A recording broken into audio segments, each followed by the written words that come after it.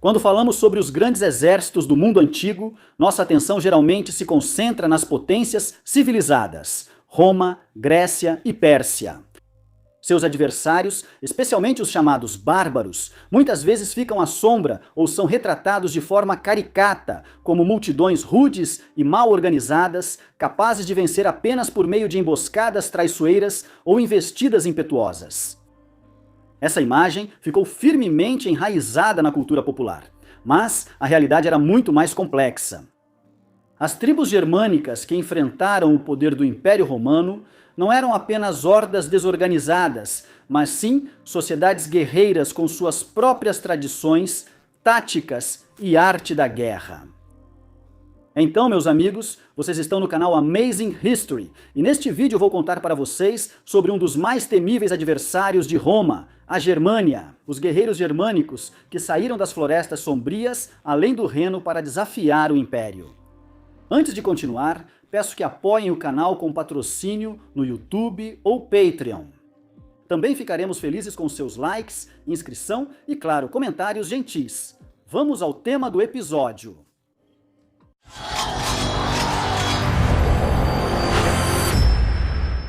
A origem das tribos germânicas remonta a tempos antigos. Sua etnogênese foi complexo e incluiu migrações de indo-europeus, mistura com agricultores neolíticos, culturas da Idade do Bronze e, possivelmente, alguns povos fino-úgricos. No primeiro milênio a.C., no território da atual Alemanha, Dinamarca e sul da Escandinávia, formou-se uma cultura militar distinta, que se tornará o tema central do nosso estudo. No entanto, os germanos não eram um povo unificado. Eles representavam um conglomerado guerreiro de tribos com diferentes dialetos, tradições e níveis de desenvolvimento social. O termo germanos é em grande parte convencional e foi utilizado por autores romanos e gregos como uma classificação conveniente.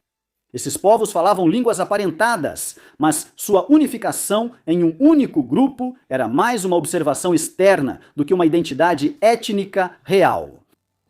Para entender essa confusão, é importante deixar de lado as concepções nacionais modernas. Naquela época, não existiam identidades nacionais ou personalidades como conhecemos hoje. O mundo dos germanos não se baseava em fronteiras administrativas, mas sim em uma complexa rede de relações sociais, que começava na família e se expandia para comunidades maiores. Com o tempo, a união de famílias individuais levava à formação de clãs, e o conjunto de clãs formava tribos. O número de membros variava de alguns milhares a dezenas de milhares de pessoas. O chefe podia ter o poder da tribo, mas geralmente as decisões vinham de um conselho de nobres. A influência do chefe baseava menos na força do que na habilidade de negociar, atrair apoiadores e conduzir guerras com sucesso. A economia dos germanos permanecia predominantemente agrária. Eles se dedicavam à agricultura, à criação de gado, à extração de ferro, sal, madeira e turfa. Nas regiões do sul, mais próximas da Gália, havia assentamentos fortificados que lembravam os opidas celtas. No entanto, por volta do século II a.C., muitos deles entraram em declínio, provavelmente devido a abalos sociais, à pressão de ondas migratórias e à mudança das rotas comerciais. Os germanos costumavam viver dispersos, mantendo baixa densidade populacional em seus territórios. Os chefes germânicos não possuíam poder absoluto e dependiam fortemente do apoio de seus guerreiros. Eles não podiam simplesmente ordenar a formação de um exército. Em vez disso, seu poder se baseava em suas próprias forças pessoais. Os chefes atraíam guerreiros prometendo-lhes troféus, glória e proteção. Isso criava um tipo peculiar de sistema de contrato social, no qual a hierarquia militar e política mudava constantemente. E o status dos líderes dependia do seu sucesso em combate e da habilidade de distribuir recompensas. Agora vamos analisar aqueles que respondiam ao chamado para a batalha. Seu equipamento dependia do status social e das possibilidades materiais. A base da roupa era composta por uma túnica de mangas compridas feita de lã e linho, calças amarradas nos tornozelos e um cinto na cintura. Por cima disso, usava-se um manto de lã grosso, que em condições de campanha podia ser usado como cobertor. Para a maioria dos guerreiros, o equipamento de proteção terminava aí. A principal razão era a relativa pobreza do camponês soldado comum, assim como a diferença na disponibilidade de ferro. Tácito, por exemplo, aponta que suas reservas eram limitadas, porém achados arqueológicos indicam o contrário. Assim, em uma das oficinas no território da atual Polônia, foram encontrados mais de 150 fornos de fundição, o que indica uma produção metalúrgica desenvolvida. Equipamentos de alta qualidade eram acessíveis quase só à nobreza e seu séquito. Aristocratas e guarda-costas podiam se dar ao luxo de usar armaduras de malha, que davam boa proteção. Também eram encontrados couraças de escamas, embora fossem mais característicos das tribos orientais. Quanto à proteção da cabeça, a maioria dos soldados, comuns ou não, usava capacete ou usava chapéu simples de pele ou couro. Essa demonstração de cabeça descoberta podia servir como sinal de coragem e permitia exibir penteados elaborados, como o famoso nó suevo. Entre guerreiros nobres, havia também capacetes mais elaborados. Plutarco, ao descrever a cavalaria germânica na época da Guerra Símbrica, mencionou capacetes com enormes penachos, estilizados como bocas de feras selvagens e monstros. O elemento de proteção mais comum era o escudo. Ele era relativamente barato, o que o tornava acessível até mesmo para os guerreiros mais pobres. Os escudos variavam em formato. Havia opções redondas, ovais, retangulares e hexagonais. A base da construção era de madeira. Eram complementados com uma borda metálica e um umbo central de metal. Alguns escudos eram equipados com pontas, o que permite supor seu uso como arma de combate corpo a corpo. Os escudos também tinham um importante significado simbólico. Sua pintura e ornamentos podiam indicar a pertença a uma determinada tribo ou unidade. Por exemplo, Plutarco menciona que a cavalaria germânica na Guerra Símbrica usava escudos brancos e a tribo dos ários pintava seus escudos e corpos de preto para assustar os adversários. A principal arma dos germânicos era a lança. Ela não era apenas eficaz em combate, mas também tinha um importante significado ritual. Ao atingir a maioridade, o jovem recebia uma lança e um escudo, o que simbolizava seu direito de participar das assembleias da tribo. O principal tipo de lança era uma arma padrão de arremesso ou de estocada. Mas também existiam lanças leves e universais que podiam ser usadas tanto em combate corpo a corpo quanto à distância. Espadas eram muito mais raras. Segundo estimativas, no primeiro século da nossa era, apenas 1 em cada 10 guerreiros possuía uma, e no terceiro século já eram usadas por 1 em cada 4. Isso está relacionado ao aumento do nível da produção artesanal e ao crescimento dos contatos com o mundo antigo. Muitos germânicos adquiriam espadas de comerciantes romanos, o que é confirmado por achados arqueológicos. A espata longa era especialmente popular. Mas mais tarde, Roma impôs proibições à venda de armas aos bárbaros, o que reduziu o fornecimento. Além de lanças e espadas, os germânicos usavam outros tipos de armamentos. Para o combate corpo a corpo, eram usados machados de guerra, maças e facas longas, enquanto para o combate à distância, arcos e fundas eram utilizados. Após analisarmos o armamento dos guerreiros germânicos, podemos seguir para a análise da organização de combate. Como os germânicos não possuíam um exército profissional permanente, as campanhas militares tinham caráter irregular e baseavam-se no sistema de convocação social. No topo desse sistema estavam os chefes tribais e os líderes mais influentes. Eles podiam agir em conjunto ou escolher um único comandante supremo, que então convocava seus seguidores. Esse processo ocorria em cadeia. Os chefes tribais recorriam aos líderes dos clãs, estes aos líderes locais, e então a massa principal dos guerreiros era mobilizada. As tropas dos chefes foram as primeiras a responder ao chamado. Esses guerreiros, frequentemente recompensados com o melhor equipamento, estavam próximos de serem profissionais. Apesar disso, seu número seguia pequeno. A maioria do exército era formada por plebeus, nos níveis mais baixos da hierarquia social. Esses grupos, baseados em laços familiares, de clã e território, faziam dos exércitos germânicos um conglomerado disperso. Na ausência de uma estrutura fixa, os líderes enfrentavam o desafio de organizar esses grupos de forma eficaz. Um dos exemplos dessa organização pode ser considerado a Batalha de 58 a.C., quando o chefe suevo Ariavisto dividiu seu exército em 7 grupos de acordo com o número de tribos participantes. Quem exatamente comandava essas subdivisões não se sabe ao certo, mas é provável que os líderes fossem escolhidos em uma Assembleia Geral dos Guerreiros. Apesar do caráter caótico dos exércitos germânicos, temos evidências de uma certa padronização. Um desses elementos era a chamada centena, uma unidade composta por guerreiros cuidadosamente selecionados, representando diferentes distritos da tribo. As centenas eram essenciais, mantendo a ordem de batalha e dando cobertura à cavalaria. Essas unidades de infantaria de elite impressionaram Júlio César durante suas campanhas na Gália. Com o tempo, esse sistema virou a base da organização militar dos germanos, especialmente ao contatarem Roma. Um exemplo da evolução dos exércitos germânicos foram as guerras do primeiro século da nossa era, quando Armínio liderou uma grande revolta contra os romanos. Nesse período, surge entre os germanos uma estrutura de combate mais complexa. O historiador Tácito destacava especialmente a tribo dos Catos, enfatizando sua organização e disciplina. Com o tempo, os germanos tornaram-se cada vez mais organizados à medida que interagiam mais de perto com o sistema militar romano. Muitos serviam nas legiões romanas, absorvendo suas táticas e experiência de combate. Na queda do Império Romano do Ocidente, líderes germânicos já tinham conhecimento e recursos militares para assumir o controle das antigas províncias romanas. Em seguida, vamos passar para a discussão sobre o treinamento dos guerreiros germânicos, que era significativamente diferente dos sistemas de defesa mais modernos.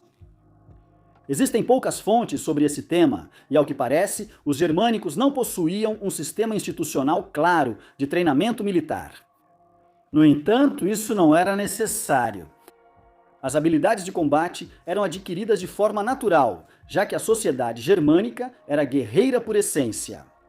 A caça, os conflitos entre tribos, as incursões e as guerras em grande escala eram fenômenos comuns, formando entre os germânicos uma cultura guerreira. Mentalidade de combate desde a infância.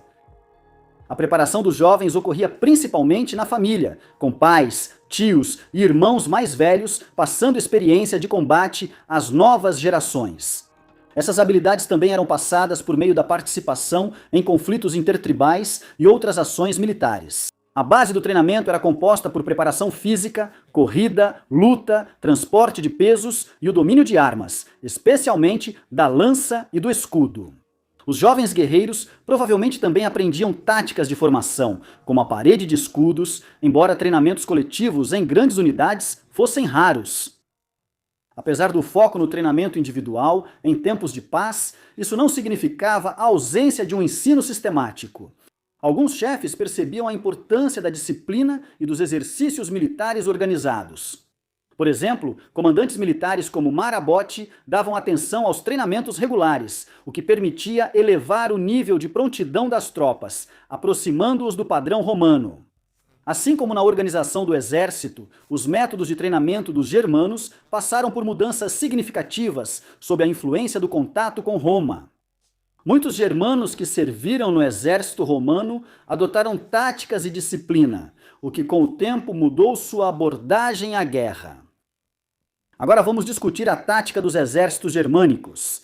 A ideia comum sobre os germanos, de que eram guerreiros que atacavam sem um plano claro, vem de fontes antigas. Autores do mundo civilizado frequentemente retratavam os bárbaros como selvagens que confiavam na fúria e no ímpeto, mas perdiam o ânimo ao primeiro fracasso. Apesar de simplificada e bastante distorcida, essa opinião ainda reflete algumas características principais da tática germânica. As táticas germânicas estavam amplamente ligadas à organização social de seu exército. Como o exército era formado por homens comuns mobilizados, ele não podia permanecer em campanha por muito tempo. Camponeses e criadores de gado não podiam abandonar suas propriedades por muito tempo, o que gerava o desejo de resolver o conflito rapidamente. Os guerreiros queriam uma vitória rápida e decisiva. No entanto, essa dinâmica era característica não apenas dos germanos, mas também de muitos outros exércitos da antiguidade, que também não tinham recursos para campanhas longas. Para as tribos germânicas, era característico a ausência de uma estrutura logística clara, o que afetava suas capacidades de combate. Exércitos frequentemente não conseguiam permanecer no campo por muito tempo, pois o sistema de suprimentos primitivo dificultava manobras complexas. Como resultado, a maioria das operações era bastante simples, e as tentativas de realizar ações mais complexas às vezes terminavam em fracasso, quando elementos do exército, por exemplo, ao não manterem a ordem, quebravam a formação. No entanto, esses problemas não eram exclusivos dos germanos, mas faziam parte de dificuldades mais amplas enfrentadas por muitas tribos e povos daquela época. Como era a tática de um grupo comum de guerreiros germânicos no campo de batalha? Normalmente, ela se dividia em várias fases, cada uma com suas próprias características. Na fase inicial, os exércitos tomavam posições no campo de batalha. As tropas se alinhavam ao redor de seus estandartes, postes de madeira com tecidos coloridos e símbolos distintivos da tribo.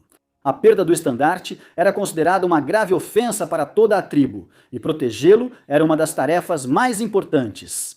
Durante o desdobramento, o exército formava uma linha de batalha coesa, onde várias tropas se uniam em uma única frente. Chefes e comitivas ocupavam posições avançadas. Os flancos do exército eram protegidos pela cavalaria, tropas auxiliares ou posicionados em terrenos de difícil acesso.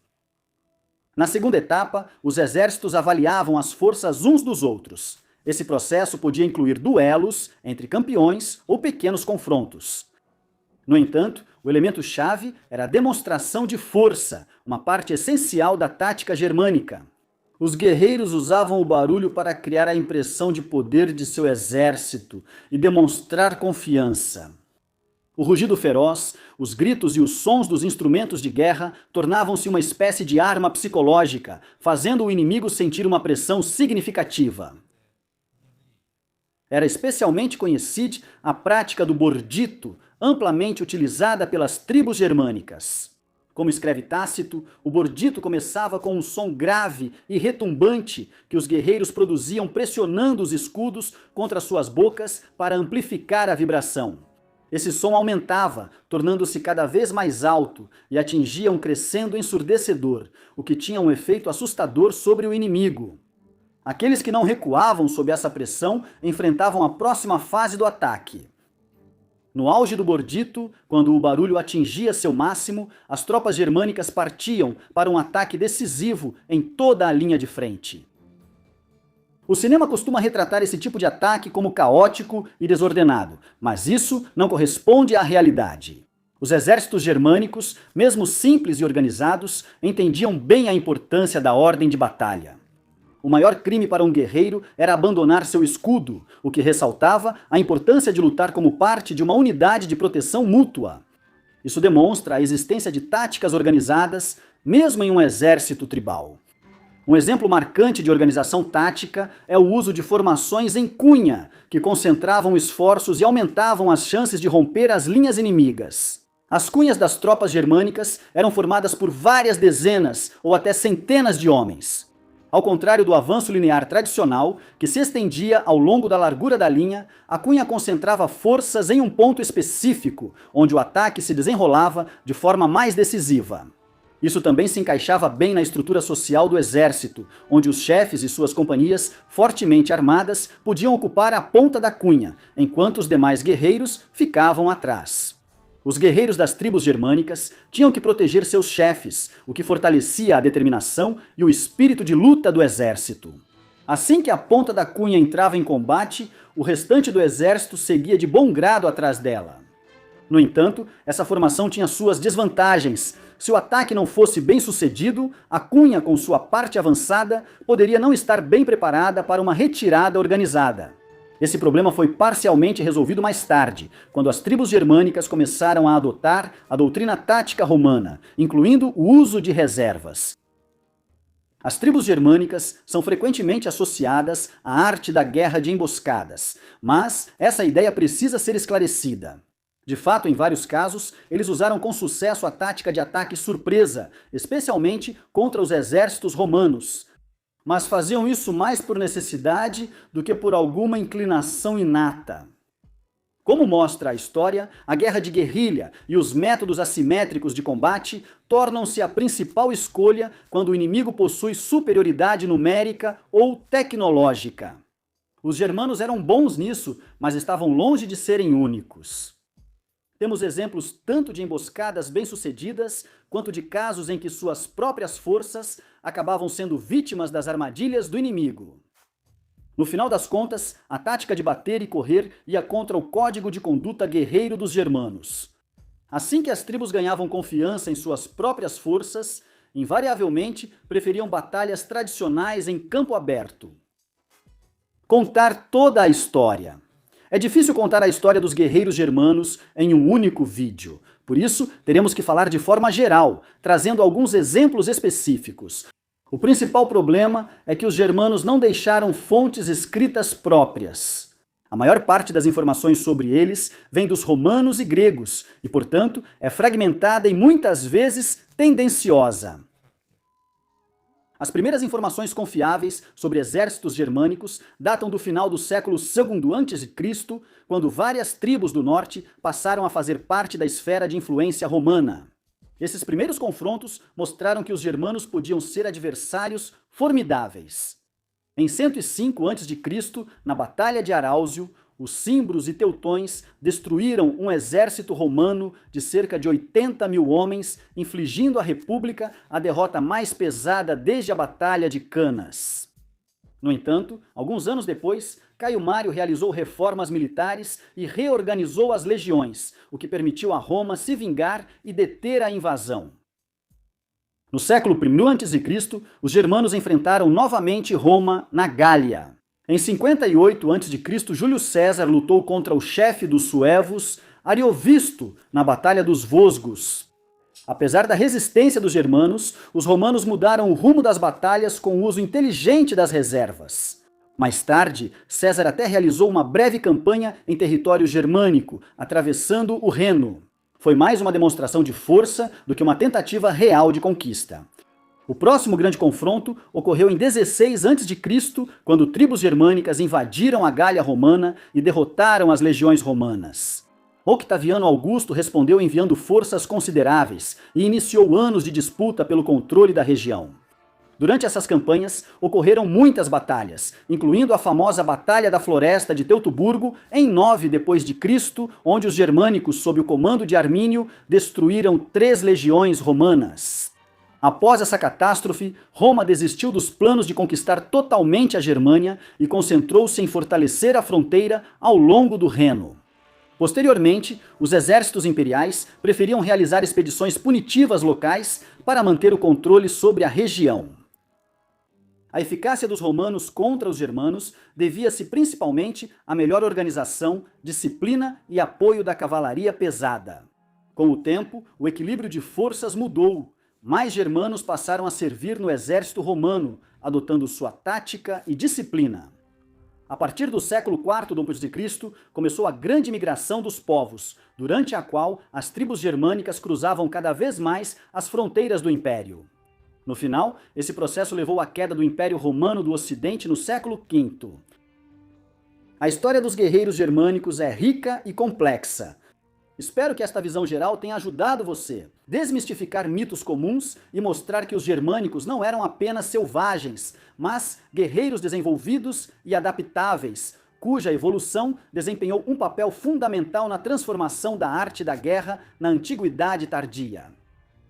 Bom, por hoje é só. Obrigado por assistir e até a próxima. Tchau!